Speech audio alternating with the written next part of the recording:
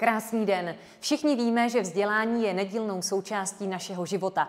Každý den se učíme něco nového a dozvídáme se nové věci. A proto jsme navštívili jednu základní školu v Praze.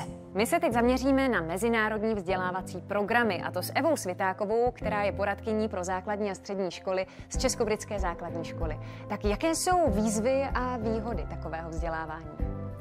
Žijeme ve velmi propojeném a globalizovaném světě. Takže jakákoliv zkušenost s mezinárodním vzděláváním, s mezinárodním programem je vlastně obrovská, je neocenitelná. A nemluvím pouze o jazykové výbavě, protože je samozřejmé, že žák nebo student, který má možnost studovat byť na rok, na dva v mezinárodní škole, je jazykově mnohem lépe vybavený než student, který studuje pouze v místní škole. Ale je to i o dalších dovednostech, i o potlačení třeba strachu. Nacházím se v mezinárodním prostředí a mám spolužáky třeba z mnoha zemí, z mnoha koutů světa. Tato zkušenost nejenže připravuje žáky pro další vzdělávání, ale také pro jejich budoucí život. Je důležitá i kooperace s rodiči, takový ten trojúhelník, který funguje rodič, učitel, žák. Mít transparentně otevřený vztah mezi školou, pedagogy a rodinami je absolutně klíčový, protože škola, která je transparentní, která má aktualizovanou webovou stránku, která nabízí dny otevřených dveří, která pořádá třeba workshopy pro rodiče, která má takový jakoby i přesah, tak je samozřejmě školou, která na mě jako uchazeče, na rodinu, která hledá školu pro své dítě, tak působí velmi pozitivně. Pokud váháte při výběru školy pro své děti, tak kariérní poradce může být vaším cenným spojencem.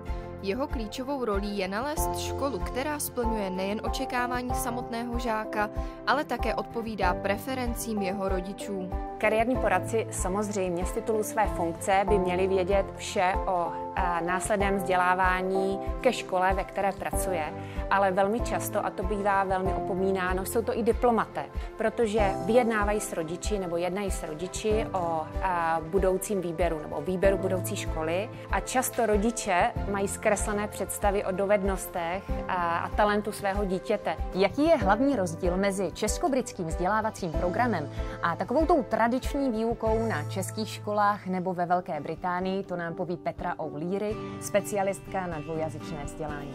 Tak jak sám název napovídá, jedná se tedy o dvojjazyčnou nebo takzvanou bilingvní výuku. Když ty děti do toho bilingvního programu nastupují, tak mají jeden jazyk rodný, což je ten jazyk český, a jeden jazyk cizí, jazyk anglický. A postupně také vlastně si prohlubují ty svoje dovednosti jazykové, tak se ty oba dva vlastně jazyky vyrovnávají a na konci toho bilingvního vzdělávání je mají už na stejné úrovni. Předpokládám, že děti se učí hlavně ve třídách, ale je dobré, když se třeba z té třídy dostanou někam ven a učí se, dejme tomu, v přírodě nebo v nějakých specializovaných učebnách. Určitě. Dle mého názoru by ta výuka mimo třídu měla být součástí běžného vzdělávání. Děti dostat z těch tříd, z učeben mimo, to znamená třeba na hřiště, do lesa, do knihovny, do různých specializovaných učeben, například robotické učebny pro pracovní činnosti, připravit jim zajímavé, vzrušující aktivity. A proč? Protože díky tomu vlastně oni si prohlubují ty své měkké dovednosti. Jedná se o vlastně schopnost týmové práce, schopnost umět se rozhodnout, umět vést ten tým a udělat kompromis.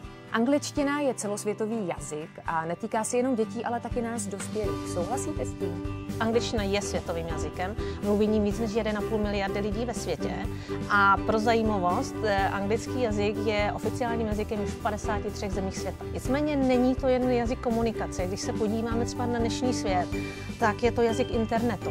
Více než 50% textu na internetu je v angličtině.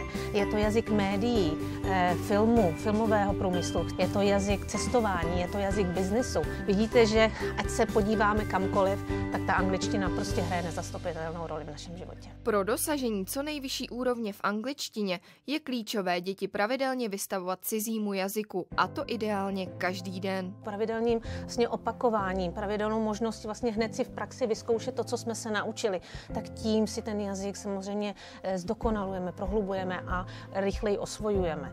Ta přítomnost mezinárodní komunity je pro ty děti strašně důležitá. Tím pádem vlastně společně komunikují, učí se z těch svých vlastních chyb, nebojí se ty chyby dělat, nebojí se komunikovat a to jim pomáhá vlastně ten jazyk si osvojit. Takže děkuji za všechny cenné Já vám rady, taky mějte děkuji. se krásně a nezbývá, než se taky rozloučit v angličtině. Have a nice day, bye bye. Have a nice day.